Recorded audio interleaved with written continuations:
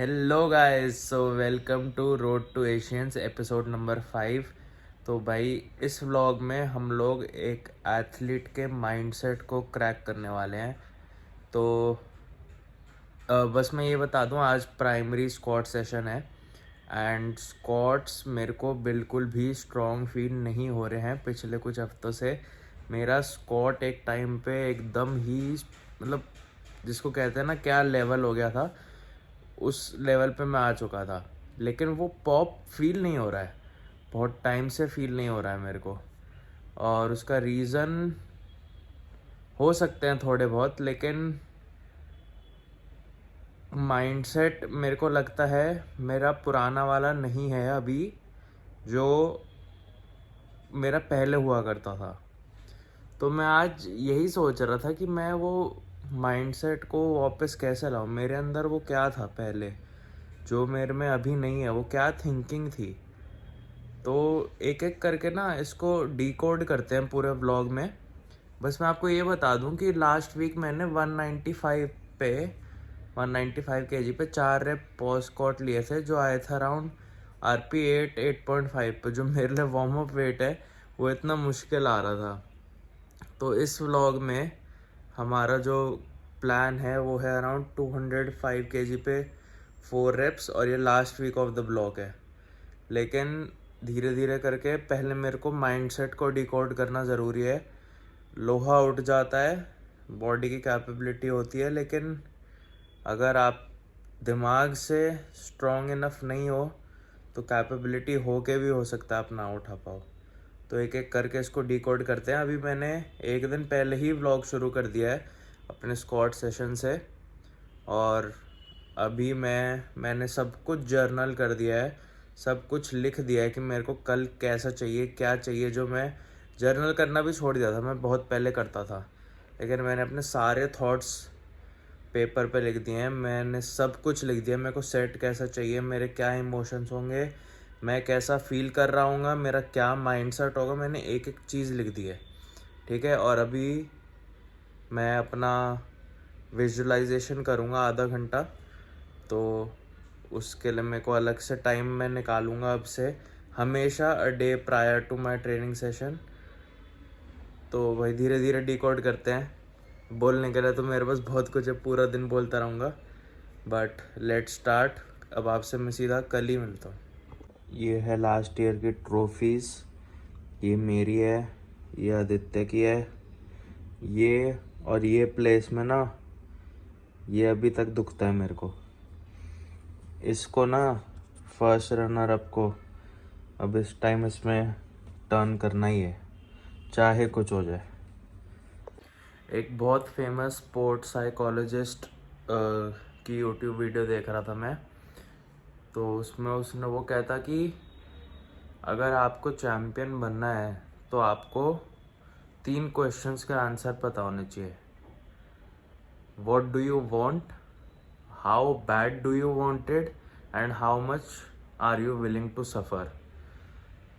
What do you want का answer हमें पता है, आई वांट दिस, ठीक है, चैम्पियन। और how bad do you wanted, very bad, because मेरी स्टोरी अभी तक फिनिश नहीं हुई है, जो मैंने लास्ट ईयर शुरू करी थी, लास्ट ईयर कंप्लीट करना चाहिए थी, अभी तक नहीं हुई है ख़त्म। और how much are you willing to suffer, भाई मरने को तैयार है, कोई दिक्कत नहीं है। तो ये तीनों के आंसर आज मैंने वापस रिमेंबर करे हैं, जो मैं भूल गया था। बना के रहेंगे भाई, रनर अप को विनर बनाएंगे। और बताता हूँ, धीरे धीरे डिकोड करते हैं। तो थोड़े स्टेप्स कर रहा हूँ। तो मैं एक कॉन्सेप्ट पे टच करना चाहता हूँ, वो है ऑल्टर ईगो। अगर आपने सुना हो तो ऑल्टर ईगो ना बेसिकली क्या होता है, आपकी एक इमेजिनरी आइडेंटिटी जो आप खुद ही अपने दिमाग में बना लेते हो, ठीक है। और उसको आप कैसे भी सोच सकते हो कि वो आइडेंटिटी कैसे भी हो सकती है, कितनी परफेक्ट तुम उसको बना सकते हो, ठीक है। मतलब जितना तुम्हें कॉन्फिडेंस चाहिए या फिर जो एटीट्यूड चाहिए, वो तुम अपने दिमाग में सोच सकते हो कैसे भी। ठीक है। तो देखो मेरा ना जो ट्रेनिंग एक्सपीरियंस रहा है, मैंने बहुत मतलब ना फेल बहुत ज़्यादा किया है, कुछ ज़्यादा ही। मतलब वो ऐसा इतना ज़्यादा फेल किया है कि वो ना एक वीक माइंडसेट दिमाग में बस गया है एकदम। तो इसको ही कॉम्बैट करने के लिए ना मैंने पिछले साल एक अपना ऑल्टर ईगो बनाया था। उसको नाम तो मैंने ऐसा कुछ नहीं दिया था, लेकिन बेसिकली वो मेरी ही एक सेकंड आइडेंटिटी बना दी थी मैंने अपने दिमाग में, जिसको जब मैं ट्रेनिंग करता था ना तो मैं स्विच कर देता था। तो मतलब मैं पर्सनली बहुत वीक हूँ, बहुत weak. Aryan Maggu is very weak, very very weak. लेकिन जो मेरी दूसरी आइडेंटिटी है ना, उसको मैंने बहुत ही स्ट्रॉन्ग इमेजिन कर रखा है अपने दिमाग में। और जब मैं उसको स्विच करता हूँ ना, तो वो कुछ अलग ही मॉन्स्टर वाली मतलब मेरे दिमाग में वाइब आ जाती है। तो ये ऑल्टर ईगो को यूज़ करना और अपने हाथ में इस चीज़ का स्विच रखना, ये बहुत ज़्यादा इम्पॉर्टेंट है मेरे लिए पर्सनली। आप भी ये ट्राई कर सकते हो, क्योंकि मेरे को पर्सनली आर्यन मग्गू पे बिल्कुल बिलीफ नहीं है, लेकिन मेरे को जो मेरी सेकेंड आइडेंटिटी पे है उस पर अंधा बिलीफ है। तो अब जो लास्ट ईयर मैं यही कर ही रहा था, स्विच करने वाली चीज़, उसके बाद मैंने बहुत टाइम से नहीं किया तो मैं आदत छूट गई। लेकिन आज मैंने वापस ये कॉन्सेप्ट को रियलाइज़ किया और अब हम कल के ट्रेनिंग सेशन में ये स्विच को यूज़ करेंगे। मेरी ये identity doesn't care about any emotions, it doesn't care about क्या वेट लगा हुआ है बार पे या बेल्ट पे। It only cares about destroying what's written in the program. मतलब अपना पर्पस पूरा करना जानती है वो आइडेंटिटी, बस। उसको और किसी चीज़ से मतलब नहीं है। उसका एक ही चीज़ उसको पता है कि जो उसके सामने है उसकी एकदम फाड़ के रख देनी है। तो that's why this identity of mine is very strong. इसलिए मैं वो आर्यन मग्गू को एकदम साइड में ही रखना चाहता हूँ एकदम हमेशा के लिए, और इसको मैं टेक ओवर करने देना चाहूँगा। ठीक है। अब जिम में क्या है ना, जिम में मैं ज़्यादा बातें नहीं कर पाऊँगा क्योंकि मेरे पास कॉर्ड नहीं है माइक वाली, और ना फोकस भी थोड़ा सा डिस्टर्ब होता, तो मैं पहले ही सारी बातें कर रहा हूँ एक दिन पहले ही, ताकि अभी ये ट्रेनिंग से पहले की बात है, ट्रेनिंग के बाद भी कुछ बातें करेंगे। तो let's keep going, let's keep the vlog going, let's keep decoding athletes mind. ये सारी बातें आपको थोड़ी साइको वाली लग रही होंगी, लेकिन भाई this is how I have come this far. ये मेरी जर्नी है तो मैं वो डॉक्यूमेंट कर रहा हूँ। ये ही सब चलता है मेरे दिमाग में यूजुअली जब मैं किसी कंपटीशन की तैयारी कर रहा होता हूँ। इतना आसान नहीं है मेरे लिए, नहीं है इतना आसान। मेरे पास गॉड गिफ्टेड टैलेंट नहीं है कि मैं नेचुरली सही टेक्निक लगा के लिफ्ट्स परफॉर्म कर रहा हूँ। मतलब मैं बहुत गलतियाँ करता हूँ, और मैंने काफ़ी लोग देखे हैं जो गॉड गिफ्टेड टैलेंट होता है जिनके पास, जो नेचुरली बहुत ही कम गलतियाँ करते हैं। और मेरे को ना हर एक चीज़ को पकड़ के रखना पड़ता है, तब जाके मैं प्रोग्रेस कर पाता हूँ। लेकिन सही है, एटलीस्ट हमें पता है हमारी स्ट्रेंथ और वीकनेसेस। एक चीज़ जिसने मेरे को पहले बहुत ज़्यादा हेल्प करी है अपनी जर्नी में, वो है कि staying aware of my thoughts. मतलब जब मैं कुछ सोच रहा हूँ तो मैं बहुत ज़्यादा अवेयर रहूँ कि मैं क्या सोच रहा हूँ, क्योंकि वो सबकॉन्शियस माइंड में ना फिट होता जाता है। और अगर तुम ओवर टाइम बकवास सोच रहे हो तो माइंड उसको बिलीव करने लग जाता है। तो जब भी मैं कोई ट्रेनिंग सेशन मारने जाता हूँ तो मेरे को सोचना है कि मैं क्या सोच रहा हूँ बेसिकली।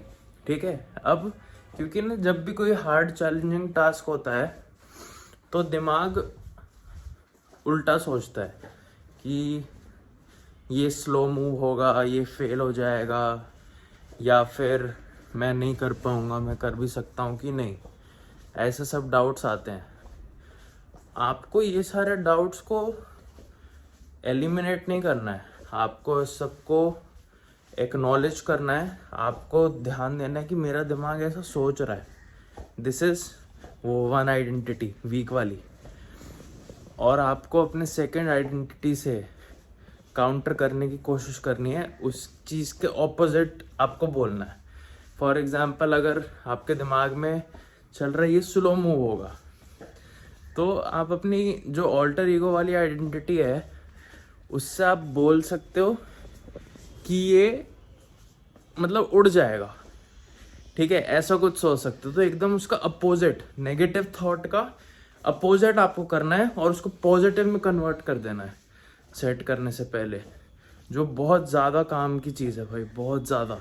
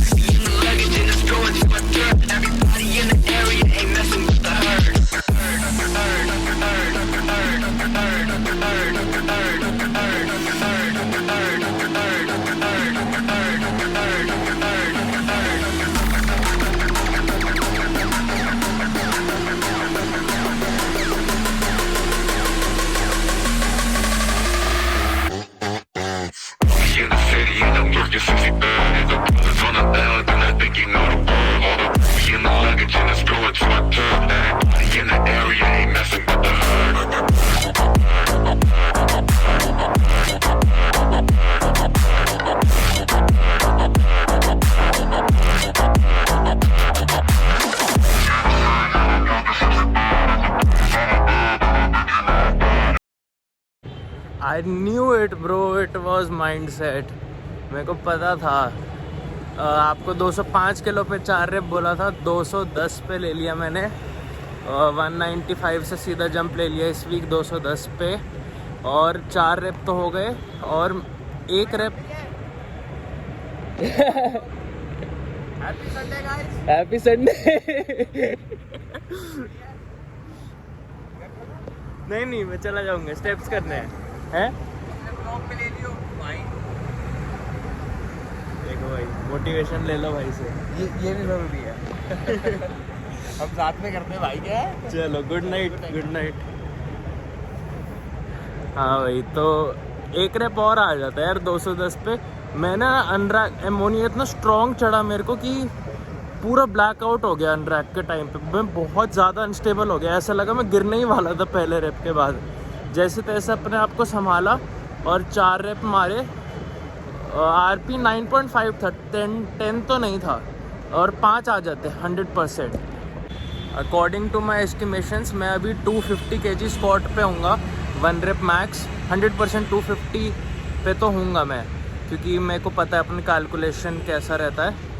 तो यहाँ से स्टार्ट होता है 4 महीने के अंदर 270 की जर्नी। तुम देखते जाओ, 4 महीने के अंदर 270 मार दूँगा। अगर कॉम्प हुआ तो कॉम्प में ही मारूँगा, नहीं तो खुद मार दूँगा बेच के आके। फॉर्म जो है वो ऑफ हो गया था यार काफ़ी ज़्यादा स्क्वाट में मेरे को लगा, क्योंकि एमोनिया भी बहुत स्ट्रॉन्ग हिट किया। सब कुछ अनस्टेबल था, लेकिन मैंने जैसे तैसे माइंडसेट से कर दिया। तो फॉर्म पे वर्क करना है मेरे को, आगे वाले सारे ब्लॉक्स में अपना पुराना फॉर्म लाना है जो बहुत ही बढ़िया था। और भाई मेरे को ऐसा लगता है मैंने पिछले 1 दिन में ही अपना पुराना माइंडसेट के आसपास थोड़ा सा अनलॉक कर दिया है। मैंने काफ़ी ज़्यादा सोचा कि यार कैसे होगा वो, लेकिन मेरे को धीरे धीरे समझ आ रहा है। I understand it now. तो बाकी माइंडसेट वाली बातें तो सारी आपको बता ही दी। अब मेरे को लगता है यहाँ से हम बूम करने वाले हैं। माइंडसेट मेरा आ रहा है, वापस आ रहा है। बस कंपटीशन तक अगर अनाउंस होता है तो कंपटीशन तक इस बार फाड़ देंगे। अब स्लो मोशन में बोल दिया, इस बार बढ़िया कर देंगे सीन। अब धीरे धीरे समझ आ रहा है। तो चलो इस व्लॉग के लिए इतना ही। आई होप आपने कुछ माइंडसेट रिलेटेड सीखा होगा। ये सारी चीज़ें लाइफ में भी काम आती है, सिर्फ ट्रेनिंग में या एथलीट की लाइफ में नहीं। ये इन जनरल आपकी लाइफ में बहुत काम आ सकती है। तो अगर आपने कुछ सीखा हो इस व्लॉग से, आपको कुछ अच्छा लगा हो, तो कमेंट्स में मेरे को बता देना। और मेरे को बताना आपको कैसे लग रहे हैं व्लॉग्स, उससे मेरे को मोटिवेशन आएगा और बनाने के लिए। Okay guys, see you, good night, stay strong.